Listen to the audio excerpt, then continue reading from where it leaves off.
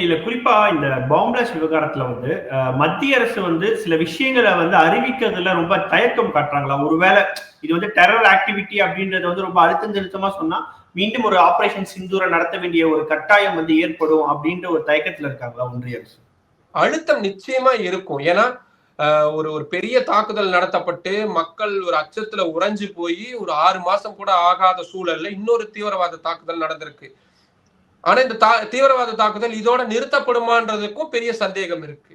ஏன்னா இப்ப கடுமையான குளிர்காலம் இருக்கக்கூடிய டைம். இந்த குளிர்காலம் இருக்கக்கூடிய டைம்ல அந்த பார்டர் ஏரியாஸ்ல அதிகமா வரக்கூடியது கொஞ்சம் நிற்கும். ஏன்னா ரொம்ப ஸ்னோஃபால் இருக்கும் அப்படின்றதுனால நிறைய பேர் வரமாட்டாங்க.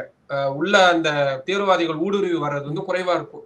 ஆனா அது முடிஞ்சு அந்த இது தொடங்குற நேரத்துல சம்மர் தொடங்குற நேரத்துல நிறைய உள்ள ஊடுருவி வரக்கூடியது நிறைய இருக்கும். அப்போ மீண்டும் இந்த மாதிரியான தாக்குதல் நடத்தப்படுறதுக்கு வாய்ப்பு இருக்கோ? கிறிஸ்துமஸ் பண்டிகை வருது, பின்னாடியே நியூ இயர் பண்டிகை வருது, அதை தொடர்ந்து குடியரசு தின நிகழ்ச்சிகள் வருது, நாடு முழுக்க பண்டிகைகள், பொங்கல் உள்ளிட்ட எல்லா பண்டிகைகளும் வருது. இது எல்லாத்துக்குமே த்ரெட்டன் அப்படின்றது இருந்துகிட்டே தான் இருக்கும்.